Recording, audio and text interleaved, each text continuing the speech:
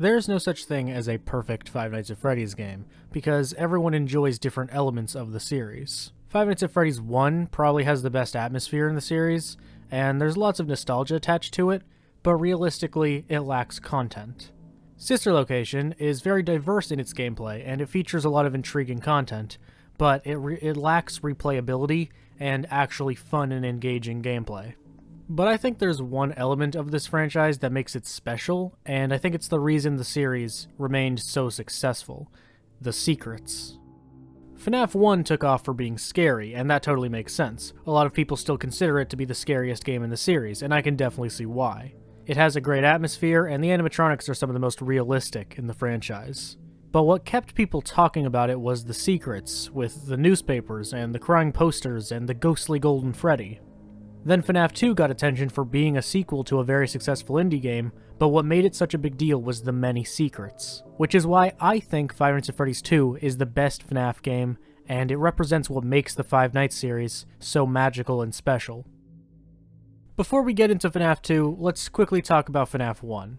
I'm of the opinion that FNAF 1 is the second best FNAF game behind FNAF 2. I love it, and I don't think it falls behind FNAF 2 by that much. However, what does make it fall behind is its inferior amount of intrigue. It was exciting when it released, but it pales in comparison to FNAF 2, and even some of the others when it comes to secrets and mystery. The way FNAF 2 had articles appear on walls, the bite of 87 being mentioned, and Phone Guy's death were all interesting parts of the game. FNAF 1 still attracted people with its mystery because there was clearly a story being laid out. It was just about figuring it out. It was like a puzzle, and that grabbed people's attention. However, once again, FNAF 2 features so much more amazing content, and that's what I'd like to explore in this video. FNAF 2 features some actual character development, and I don't think any FNAF game has utilized its characters in a more interesting way. Yes, Sister Location had voice acting, and FNAF 3 definitely used Purple Guy well, but FNAF 2 features two characters that are easily the two best of the series. This game's Purple Guy and the Puppet. The Puppet's origin, the Puppet's motivation and Purple Guy's purpose are all being displayed throughout minigames. It creates a fascinating dynamic and makes this story so much more interesting. We see the moment the Puppet was killed in the Take Cake minigame. This is such a chilling moment that explores both characters really well. We see that the child was outside and alone when Purple Guy showed up in his car. We see Purple Guy kill the child and drive away, and the minigame ends with a jump scare from the Puppet. This tells us that the mysterious Purple Guy, remember we had no idea who this was at the time, killed this child, and the child went on to possess the Puppet. Then in the Save Them minigame, we follow the Puppet as the words Save Them are spelt out in the background. When the minigame ends with Purple Guy, we see text that says you can't, which actually tells us a lot more than we often acknowledge. The Puppet is trying to save them, and the Purple Guy is aware of that. Purple Guy is trying to stop the Puppet from saving them, which is such a great dynamic and more of an interesting concept for a narrative than we've seen in basically any other FNAF game, aside from maybe the end of FNAF 3. Moving on to the Give Gifts minigame, we see the moment that the Puppet actually does get a chance to save them. We see 4 dead kids, and it's our job to grant them life through the animatronic suits. This explicitly tells us that the Puppet stuffed the kids in their suits to give them life following their deaths. The final screen is of a 5th child in the middle, and the minigame ends with a jump scare from Golden Freddy, which leaves room for even more fun mystery. These minigames put together a narrative consisting of 2 of the best characters in the franchise. Purple Guy, the killer, kills a child outside of a Freddy's location. This child possesses the Puppet. This person helps the other victims by granting them life through the suits. That's how we got to where we are. At least where we were back when FNAF 1 and 2 were the only games. FNAF 1 to 3 make such a great story by themselves, and although FNAF 3 provides plenty, FNAF 1 and 2 can also make a great story alone. This story has some genuinely fascinating ideas, and it's displayed in this disturbing series of arcade-style games. Although FNAF 3 has some of the best minigames in the series, FNAF 2's consistent quality and amount of intrigue is pretty hard to top. Not only were there great minigames, there were secret characters that were the perfect source for clickbaiting.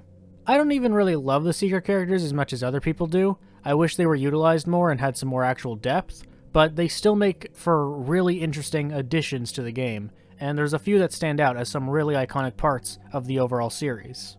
The shadows are some of the most iconic secrets in the franchise, which is saying a lot because FNAF is filled to the brim with secrets. Shadow Freddy will rarely appear in the parts and service room, and if the player looks at him for too long, the game will just end and crash.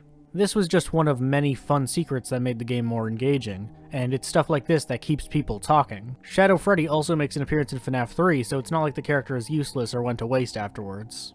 Not that these two are connected in any way, to my knowledge that isn't the case, but who's to say. Shadow Bonnie is the other Shadow animatronic Easter egg in FNAF 2. Shadow Bonnie, or RWQFSFASXC if you're a diehard, will appear in the office on a very rare occasion. If the player looks at Shadow Bonnie for too long, the shadowy figure will begin to fade and the game will crash. Shadow Bonnie also returns in FNAF 3. This is yet another element of FNAF 2 that simply made it more interesting. JJ is the next secret character to talk about. She's a reskin of Balloon Boy that will rarely appear at the bottom of the screen. They would appear after flipping the monitor down, and flipping the monitor back up would cause them to disappear. This one I don't care for as much because although they come back in FNAF World and Ultimate Custom Night, they don't serve much of a valuable role like the shadows do in FNAF 3. But the least interesting secret character is the Endo that will appear in the vent, or apparently they can appear in Camera 11, which I legitimately didn't know until I started writing this script. Although I don't find this character particularly interesting, it's still another rare screen that simply makes the game a little more exciting. I don't know if you can count the Paper Pals as characters, but that's another fun, rare screen. Sometimes one of the paper plate puppet things will disappear from the wall in this camera and will just show up in your office. I love this one because it's so simple and it's kind of stupid, but once again, it's a fun, rare secret. While on the topic of rare screens, the puppet has quite a few. You will rarely be able to see them actually coming out of the music box. There's a screen of them slightly out, and then there's another of them almost completely out. There's 3 more. If you don't wind up the music box, you'll very rarely be able to see them in the main hall, and there's 3 different screens that display the character at a different level of distance. There's also 3 more rare screens that consist of 3 of the game's characters. Not a whole lot to say about them, but they're another exciting surprise within this game. Once again, I think intrigue is one of the biggest factors of Five Nights at Freddy's. I think that's what's most important into making a good Five Nights at Freddy's game, and FNAF 2's use of characters absolutely nailed that element of Five Nights at Freddy's. Everyone always talked about the secrets because a lot of the time you didn't even know if they were real because there were so many hoaxes, but then there were legitimate secret characters. It keeps people talking, and I think that's a big thing with these games. The last subject I want to cover in this video is the details of the story in the game. People don't really acknowledge how important the details of this game actually are. However, I don't care to talk about the Bite of 87. It could have been Jeremy, it could have not been, I don't really care. This game reveals the name Fredbear's Family Diner for the first time. That's, as far as I'm aware, the first location in the timeline, and it revealed the really important detail that Fazbear Entertainment didn't start with Freddy Fazbear's. Fredbear's Family Diner is seen in FNAF 4, and its importance doesn't really come from FNAF 2, but the name and reveal of the location's existence comes from FNAF 2. This game's existence by itself was also pretty big for the story because it was a prequel. No one expected that. The newspaper said reopening, and the animatronics were all broken. Nobody would have expected FNAF's first sequel to be a prequel. This obviously then opened the idea that there was a Freddy's location before FNAF 1 and 2 that we haven't seen before. So this is the second game, and we know of 4 locations. This game also mentions the idea of a suit in the back room, which as we know is unbelievably important. The Night 6 phone call is so interesting because it gives a look into what happened by showing that phone guy is panicking. Somebody used one of the suits, we had a spare in the back, a yellow one, someone used it. This is an insanely valuable moment in the series that reveals one of the story's most important details, and that is fully fleshed out in FNAF 3. Everything I've just covered is some of the most important information ever explicitly provided, and it's part of the reason I got so invested in FNAF. I loved FNAF 1, and I enjoyed it when it first came out, but FNAF 2 is what kept me interested, and I think a lot of people would say the same.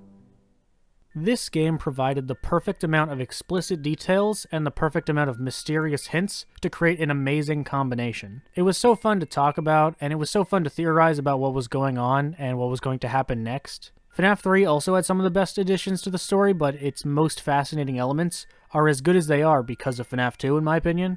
For example, if Purple Guy wasn't revealed to be the murderer in FNAF 2, then finding out that the Purple Guy was within the Springtrap suit in FNAF 3 wouldn't have been nearly as cool. FNAF 2 introduced so much excitement, and I love it so much for that. In my opinion, FNAF 2 is easily the best FNAF game because of how much it added to what FNAF is. FNAF is so successful and engaging because it provides thought-provoking secrets and presents an interesting story in a unique way. No game has done that better than Five Nights at Freddy's 2. I do also think FNAF 2 is one of the more fun games from a gameplay perspective, and it features some really cool character designs.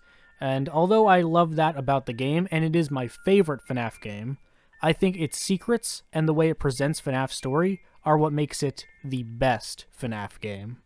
That's going to be all for this video. If you disagree with me saying FNAF 2 is the best, let me know what your favorite FNAF game is in the comments down below. If you agree with me, let me know what you really like about FNAF 2. Let me know what your favorite part of it is. Thank you guys so much for watching this video. Please hit like and subscribe if you did enjoy it. It does help out a lot. And you can follow me on Twitter and Instagram at I'mTheBaddest with the links in the description if you want to keep updated with what I'm working on. Thank you for watching once again, and I will see you guys in the next video.